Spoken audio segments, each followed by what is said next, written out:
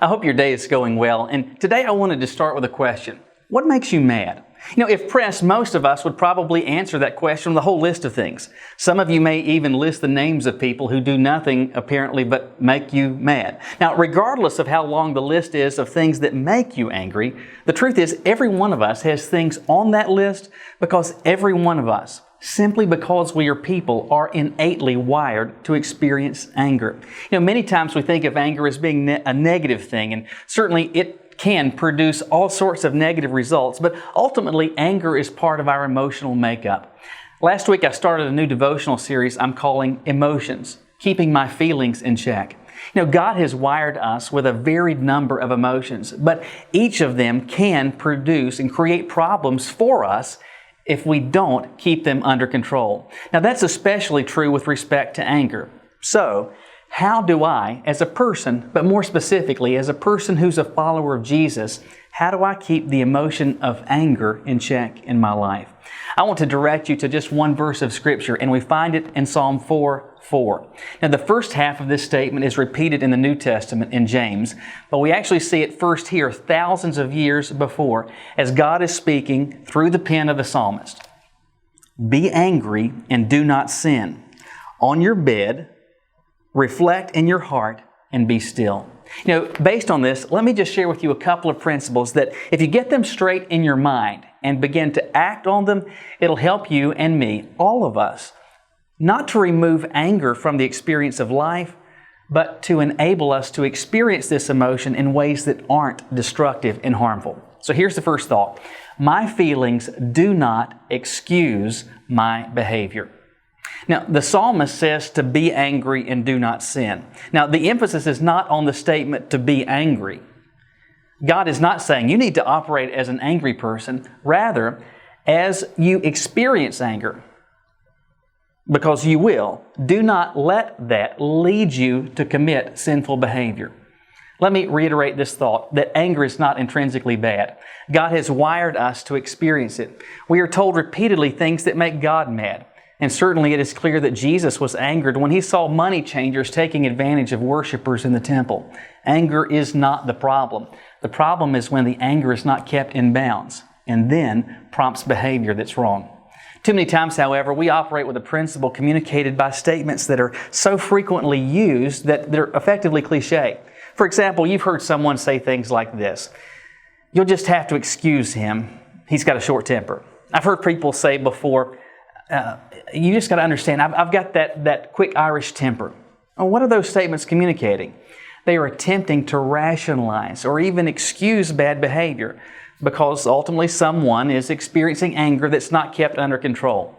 So understand this, bad behavior is bad behavior regardless of what motivates it.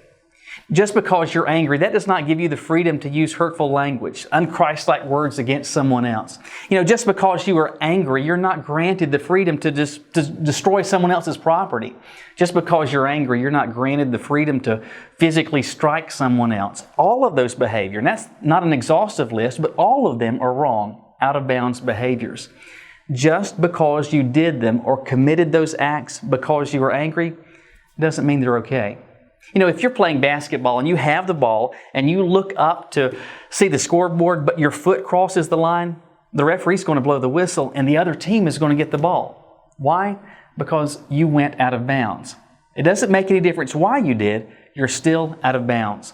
Part of controlling anger is to understand that it does not afford you any free passes. It never excuses behavior. But here's another thing to keep in mind if you want to keep anger in check. Press the pause button. Notice how verse 4 continues. On your bed, reflect in your heart and be still. Get a mental picture of that. It is communicating the thought of removing yourself from the situation and gathering yourself. You'll actually be still. You'll stop what you're doing and reflect in your heart about what's going on. Put another way, press the pause button. Now, bear in mind, I'm not talking about every single aggravation or nuisance that you experience. However, those things that really prompt the volume button of your anger to get turned up, whatever those things are, and whenever those instances happen, you need to make a choice. Perhaps you've seen this in person, or at the very least, I'm sure you've seen it on TV. You'll have a couple of guys that get into an argument and someone throws a punch. At that point, it's on. You've got two guys that are going at it, but then some others may step in and physically grab the individuals, restraining them. What happens then? What do they then do? They remove them from the situation. They take them away from that environment. They try to talk to them calmly. They seek to get them to stop what otherwise they would have been doing. If you want to keep your experience of anger in check, you're going to have to find yourself making the choice to essentially do that to yourself. Pull yourself back. Press the pause button. Think through this so that you actually do, say, or how it is that you respond is hopefully the fruit of reason and thought as opposed to inflamed and out of control passion. Oftentimes what that experience of pausing will do is to enable you to get your mind in front of your emotions. It'll allow you to allow you the opportunity to think through what is going on and what an appropriate response could and should be. Now, if you don't provide yourself that opportunity, you'll be driven by and dictated by your emotions instead of being a person who is guiding their emotions and feelings.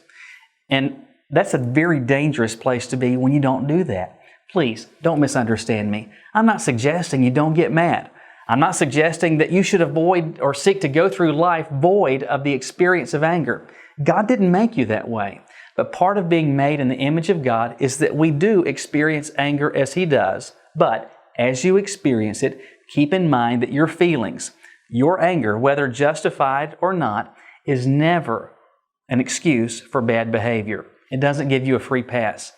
Furthermore, to prevent these experiences of anger from getting out of control, we need to press the pause button. And if and when we do that, we can experience anger, but we can keep it in check. Listen, I understand that that's a whole lot easier said than done, but it is possible. God has shown us how, if we'll just take Him at His word and become doers of the word and not just hearers only. Thanks again for your time. You have a great day and God bless you.